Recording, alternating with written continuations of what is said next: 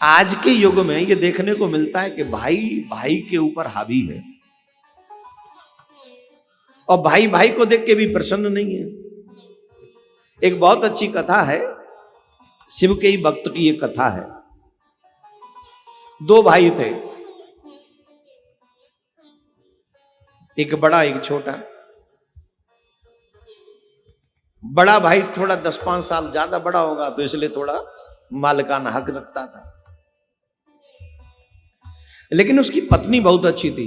भगवान भोलेनाथ की बड़ी भक्त थी उसकी पत्नी, बड़े भाई की।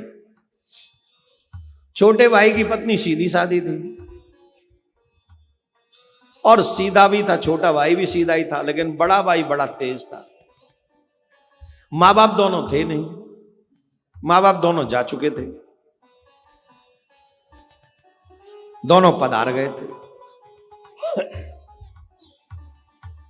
तो अब एक समय विवाह के बाद ऐसी कंडीशन आ जाती है कि हमें अपने पैरों पे खड़ा होने का समय दिखता है कि नहीं, अब अपने पैरों पे खड़ा होना चाहिए। तो जितना भी खेत क्यार था सब बड़े के ही अंडर था, घर मकान भी उसी के अंडर, एक कमरा उसको दे रखा था पूरे घर में। तो एक दिन छोटे भाई ने कहा कि भैया अब परिवार थोड़ा बड़ा हो रहा है तो जो हमारा हिस्सा हो वो हमको दे दो, हम अपनी परिवार को, फैमिली को चलाएं। बड़े भाई ने कहा तेरा हिस्सा, तू कब से हिस्सेदार हो गया? इतना मेहनत हम करते, इतना हम संभालते हैं, रात दिन मेहनत करते रहते हैं, तब जाके सब इकट्ठा हुआ है। तुम हिस्से की बात करते हो हमसे? कोई हिस्सा नहीं। छोटे भाई ने कहा भैया देखो आप सब करते हो, आप ज्यादा रख लो, थोड़ा सा तो दे दो जिससे हम अपना परिवार संभाल। बोले कुछ नहीं मिलेगा तुम्हें जो करना है अपने बल पे करो, यहां से कुछ नहीं मिलना। हालांकि वो पैतृक संपत्ति थी और पैतृक संपत्ति में सबका बराबर अधिकार होता है, लेकिन बड़े भाई की नीयत में खोट था इसलिए उसने मना कर दिया। अब वो छोटा भाई बेचारा जैसे तैसे कहां से अपना जीवन चलाए, पर फिर भी कभी किसी के खेत में काम करके आता, कभी किसी के खेत में काम करके आता।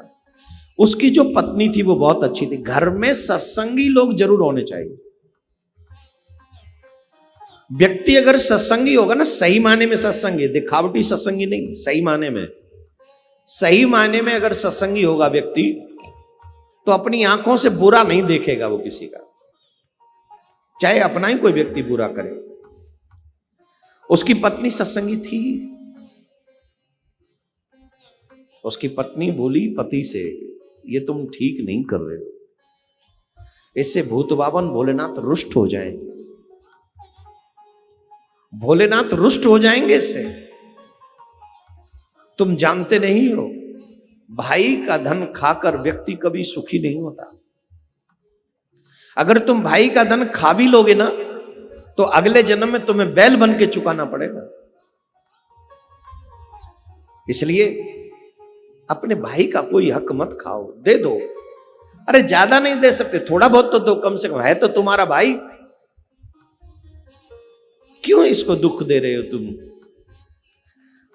तो आप तो जानते हैं जो धर्म के पथ पर नहीं चलते हैं उन्हें धर्म के पथ पर चलने वाले लोग भी पसंद नहीं है। तो वो कहते ज्यादा बादा शिव भक्त बनती है तू, अपना तेरा दिमाग खराब हो गया सत्संग में जा जाके, पागल हो गई है तू। कितनी मेहनत से हमने ये खेत बनाया है, कितनी मेहनत से हमने ये सब इकट्ठा किया है, और तू कहती है भाई का खा के हम बैल बनेंगे अगले जन्म में। अरे ये जन्म तो ढंग से कट जाए, अगला जन्म किसने देखा है? हमको तो लगता है कि तुम सत्संग में जा जाके तुम्हारी बुद्धि सटिया गई है। अच्छा ये बात आपको भी सुनने को मिलती होंगी कभी कभी, है? जब आप कहो ए सुनते हो सावन का महीना चल रहा है, हमें भी वृंदावन जाना है, हम भी पार्थिव शिवलिंग बनाया है। आप पुरुष होके भी कहो तो घर वाले या परिवार वाले या रिश्तेदार या पड़ोसी अड़ोसी खड़ोसी, जिनसे, खड़ोसी मतलब जिनसे कोई लेना देना ही नहीं है, न तीन में न तेरे में, जो आसे थे नहीं पासे होते नहीं, कुछ नहीं। वो भी क्या तुम रोज रोज वृंदावन चल देते हो? क्या है वृंदावन में, क्या रखा है? वो क्या रखा है? वृंदावन में हमारा बाप रहता है, हम इसलिए जाते हैं। कौन रहता है वृंदावन में? कौन रहता है? हमारा बाप रहता है। अब कृष्ण जी तो हमारे बाप ही है। तुम्हें भी माता आप रोज बोलते हो, चपिता तुम्हें रोज बोलते हो। अच्छा, आप इस चक्कर में होगे कि मैं आपको कह दूं कि मैं आपका बाप हूं? है हाँ, मुझे पता है बहुत सेल्फिश लोग बैठे हैं। फिर तुम हिस्सा मांगोगे हमसे, पहले बेटा बनोगे फिर हिस्सा मांगोगे, इसलिए हम वो चक्कर में पड़ने नहीं देंगे ना तुम्हें। हम पे है का जो हिस्सा मांगेगो, ले ले जो कछु है सो सब तुम हम का राधे राधे बोलना पड़ेगा। ऐसे नहीं, जोर से बोलो। कहां थे हम?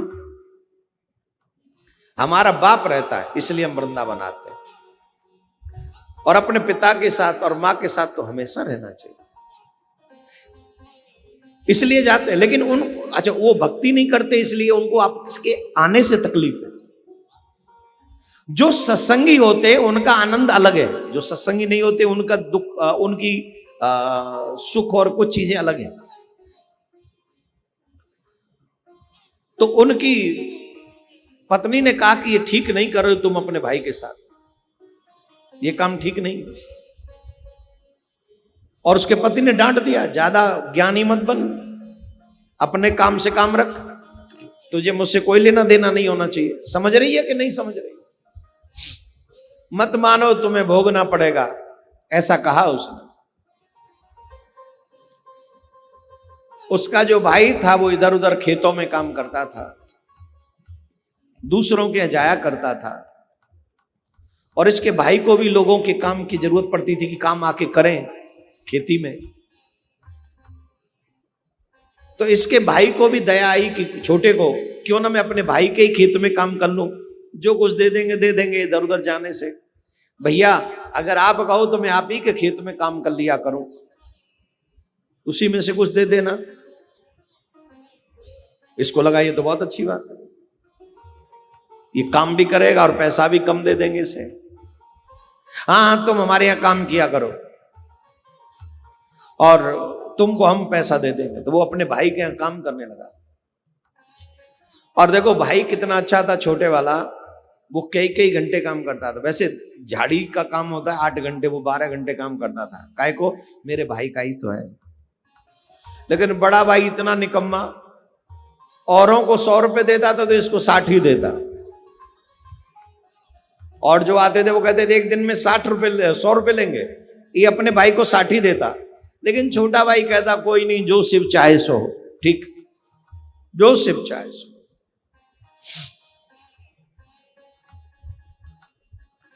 उसकी पत्नी उसे डांटती रहती, तुम ये अनर्थ मत करो, तुम ये अनर्थ मत करो, मैं बता रही हूं तुम्हें चुकाना पड़ेगा। वो नहीं मानता था। जो व्यक्ति धन के लोभ में लालची हो जाता है वो किसी की अच्छी बातों को नहीं मानता, कभी नहीं मानता। हमारे गांव में कहावत है, पंचन की बात सिर माथे, पनारो मेरो नहीं रहेगो। पनारो समझते हो किसको कहते? पनारो किसको? आजकल पनारे खूब बह रहे हैं, छत पे लगते पनारे, और पनारे बारिश में चुचाते हैं। जीवन भर कभी काम नहीं आते पूरी साल, लेकिन जब बारिश आती है तब वो काम आते हैं। छत का सारा पानी उस पनारे के माध्यम से बह जाता है। तो हमारे गांव में ब्रज में कहावत है, पंचन की बात सिर माथे, पनारो मेरो नहीं रहेगो। लालची आदमी ऐसा ही होता, तुम्हें जो कहना कह लो, मैं तो ऐसा ही रहने वाला हूं। खूब पत्नी ने समझाया, वो नहीं समझा, और देखो संयोग से उसके कोई बच्चे भी नहीं थे, कोई बच्चा नहीं। छोटे को शिवजी पे भरोसा था, बड़े को नहीं था। संयोग हुआ एक दिन अचानक से उसकी मौत हो गई, बड़े की मर गया। कुछ दिन बाद उसकी पत्नी भी मर गई। हालांकि जब तक पत्नी रही खूब सेवा देवर ने करी। अब वो सारा धन उसी का हो गया, खेत भी उसी का, मकान भी उसी का, क्योंकि बच्चे कोई थे ही नहीं। वो अपने भाभी और भैया को बड़ा याद करता था, इतना अच्छा था, बहुत याद करता। वो कभी नहीं शिकायत नहीं करता बहुत बुरे थे, हमसे ऐसा व्यवहार ना, उसे कोई मतलब नहीं, बड़ा सरल आदमी। देखो हम यहां एक और बात सिखा दें आपको, सीख लो। जो हमारे साथ कोई बुरा करे ना, तो तुम उसके साथ बुरा मत करो, तुम उसका बुरा भगवान पे छोड़ दो। एक बात सीख लेना, जिसने तुम्हारे साथ बुरा किया है तुम उसका उतना बुरा नहीं कर सकते जितना भगवान कर सकता है। तुम्हारी पावर कितनी है, कर क्या लोगे तुम, तुम्हारी सामर्थ्य कितनी है, तुम ज्यादा कुछ नहीं कर सकते। अरे मैं तो कहता हूं तुम बद्दुआ भी मत देना, और उसका जो परिणाम उसे भोगना पड़ेगा, क्योंकि भगवान जब देर से देता है ना तो मैं ब्याज के देता है। और तुम भी अगर किसी का बुरा कर रहे हो तुम्हें भी वही मिलेगा। यू विल हैव टू पे विद कंपाउंड इंटरेस्ट, विद ब्याज के। भगवान की चाकी चलती धीरे है लेकिन पीसती चकाचक बारीक वाला है, अच्छा खासा पीसती है। इसलिए जब कोई तुम्हारा बुरा करे तो भगवान से कहना, प्रभु तुम जानो तुम्हारा काम, हमने तो सह लिया, हम तो यही समझ के सह लेंगे कि हमारे कर्मों का ही फल है। ऐसा अब उसने छोटे ने, देखो ये हुआ क्या, इसका बड़ा भाई जो बात मानता नहीं था, जो बात मानता नहीं था, वो वाकई मरने के बाद बैल बना किसी और किसान के यहां, वो बैल बना। और इसकी जो पत्नी मरी थी वो किसी राजा के यहां राजकुमारी हुई, राजकुमारी हुई। बड़े गजब की बात है, कथा को ध्यान से सुने, बड़ी अच्छी है। एक दिन छोटे भाई ने सोचा कि अब खेत बड़ा है तो हमें एक बैल चाहिए, बैल लाना चाहिए, बैल, तभी तो खेत जोतेंगे, तभी तो खेत बोएंगे। वो बैल लेने के लिए वहीं गया जहां पर वो बड़ा भाई आया था। है? तो पूछा, भैया ये बैल बेच रहे? बोले हाँ बेच रहे हैं। कितने का है? बोले कि देख लो, देख दाख के ठीक ठाक दाम दे दो। बोले ठीक है दे दो, ले लो ले लो। ले आया, ले आया। लेकिन पिछले जन्म में भी माल चोर तो था ही है, दूसरे का धन खाने वाला था। इस जन्म में भी आलसी था। अब इसे क्या पता ये खेत मेरा है, इसे क्या पता ये भाई मेरा है, नहीं। ये खेत में जोतने के लिए बैल को अपना छोटा भाई लेके जाता, 2-4 राउंड लगाता और झट फैल जाता वहीं खेत में, वहीं फैल जाता। वो आलसी आदमी ऐसे ही होते, एक बार ऊपर से नीचे कोई आ जाए और झट पाम फैला के एसी चला के, क्या हुआ? बोले थक गए महाराज, अब नहीं। बच्चों से कहो जाओ बेटा तुम खाना खा लो ढंग से, बच्चे खाना खाते खाते थक जाते हैं। अब नहीं। बड़ी विचित्र स्थिति है आलस्य की। याद रखें, जो मनुष्य जितना आलसी होगा उतना ही दुख पाएगा जीवन भर। अब ये पिछले जन्म में भी ऐसा ही था, इस जन्म में भी ऐसा ही। 4-5 राउंड लगाता है और फिर फैल जाता है। अच्छा, कभी कभी इसमें डंडे भी पड़ते हैं, डराते हैं ना घर में चलने वाले को, मार पड़ती है, इसमें मार भी पड़ती है, फिर भी नहीं चलता, आलसी है। मार खा लूंगा चलूंगा नहीं, खेत नहीं जोतूंगा, बहुत आलसी। पत्नी ने कहा कि कैसा बैल ले आए हो, चलता नहीं, खाता खूब है, काम नहीं करता है। बोले हाँ आजकल ऐसे ही लोग रह गए, खाते खूब है, काम नहीं करते। और आजकल तो और भी नई जनरेशन तो बड़ी अच्छी है, ना खाती है ना काम करती है, खाना भी नहीं खाया जाता उनसे। नई जनरेशन और भी अच्छी है। और आजकल तो बैल का काम ही नहीं रहा। अब देखो वो ऐसा ही था, लेकिन वो उसी से काम चला रहा था। एक दिन बड़ा विचित्र संयोग बना मेरे प्यारे, बहुत गजब का संयोग। उस राजकुमारी का विवाह हुआ और वो विदा होके राजकुमार के साथ जा रही थी। जब वो विदा होके जा रही थी तो उस राजकुमारी की नजर पड़ी उस बैल पे जो पसरा पड़ा है, फैला पड़ा है खेत में। उसे याद आ गया कि ये तो मेरे ही खेत थे पिछले जन्म में, और ये जो बैल है ये तो मेरा पति है। याद आया कि ये तो मेरा छोटा देवर है। अच्छा, जो भजनानंदी लोग होते हैं ना, जिनके सुकृत अच्छे होते हैं, उन्हें कई बार कई जन्मों के पुण्य याद होते हैं। आप भागवत में जाएंगे तो भागवत में आपको मिलेगा कि वो भरत जी महाराज को 3 जन्मों को याद थे ना, उन्हें याद था, पिछले जन्म याद थे। तो जो अच्छे लोग होते हैं, भगवान के भक्त होते हैं, कई बार कर्म अनुसार उनका जन्म होता है, लेकिन उनके ऊपर कृपा भी भगवान की होती है कि उन्हें अपने जन्म याद होते हैं, कहां कौन सी गलती हुई ये पता होता है।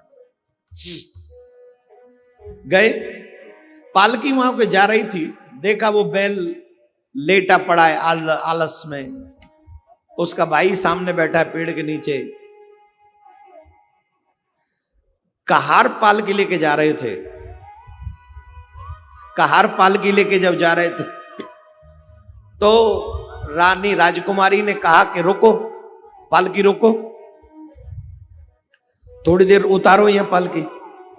राजकुमार बोले क्या हुआ, रुको ना, हमको इस बैल से काम है, हमको इस बैल से काम है। अरे तुम क्या जानो इस बैल को, बोले हमें काम है, अभी गए और आए। राजकुमारी उस बैल के पास में गई और बैल के वो पसरा पड़ा था, फैला पड़ा है महाराज इधर उधर खा पी के। तो राजकुमारी ने उसके कान में जाके कहा कुछ, क्या? बोले पिछले जन्म में भी तुम्हारी नीयत खराब थी और इस जन्म में भी तुम्हारी नीयत खराब है। पिछले जन्म का किया हुआ तुम भोग रहे हो कि इस जन्म में बैल बने, और इस जन्म में भी तुम अपने भाई का खा रहे हो। अगर तुमने इस जन्म में काम ढंग से नहीं किया तो अगले जन्म में फिर कुछ ना कुछ ऐसा ही तुमको बनना पड़ेगा। अरे समझदार वो होता है जो अपनी गलती करके कुछ सबक लेता है। तुम गलती पे गलती कर रहे हो, तुम मुझे पहचान नहीं रहे हो, मैं पिछले जन्म में तुम्हारी पत्नी थी, मैंने तुम्हें पिछले जन्म में समझाया था कि तुम ये अपराध मत करो, तुम ये त्रुटि मत करो, अपने भाई का हक मत खाओ, नहीं तो तुम्हें बैल बनना पड़ेगा। और आज तुम बैल बने कि नहीं, तुम बैल बने कि नहीं? और अभी भी खाए जा रहे हो और पसरे जा रहे हो, काम नहीं कर रहे हो। अगले जन्म में फिर कुछ बनोगे ऐसे ही। हो सकता है अगले जन्म में तुम्हें कुत्ता बनना पड़े, एक एक टूक के पीछे तुम्हें डंडे खाने पड़े। इसलिए अभी भी समय है, सुधर जाओ, संभल जाओ, और जितने प्यार से ये रख रहा है उसका काम करो ईमानदारी से। शायद भगवान तुम पर कृपा करे, महादेव तुम पर कृपा करे। महाराज बैल को ये बात झटाक से समझ में आ गई और वो खड़ा हो गया और काम करने लगा। वो जो भाई था वो सोच रहा था ये स्त्री कौन है, इसने मेरे बैल के कान में क्या कह दिया, ये खड़ी के मेरा बैल खड़ा कैसे हो गया। वो दौड़ के भाग के गया, जी सुनिए, कहिए आप कौन हैं? तुम नहीं जानते मुझे। वो जी मैं जानना भी नहीं चाहता, पर ये बताइए कि इसके कान में क्या कह दिया। ये तो हमारा बैल नंबर 1 आलसी है, पसरा ही रहता है, खाता भी ठीक ठाक ही है, डंडे भी खा के नहीं चलता। आज आपने इसके कान में क्या कह दिया, तुरंत फौरन खड़ा हो गया।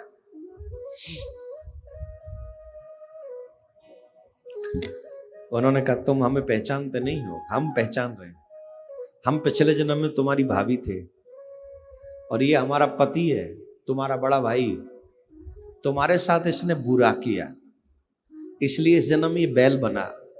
मुझे पिछला जन्म याद रहा, मैंने इसे पहचान लिया।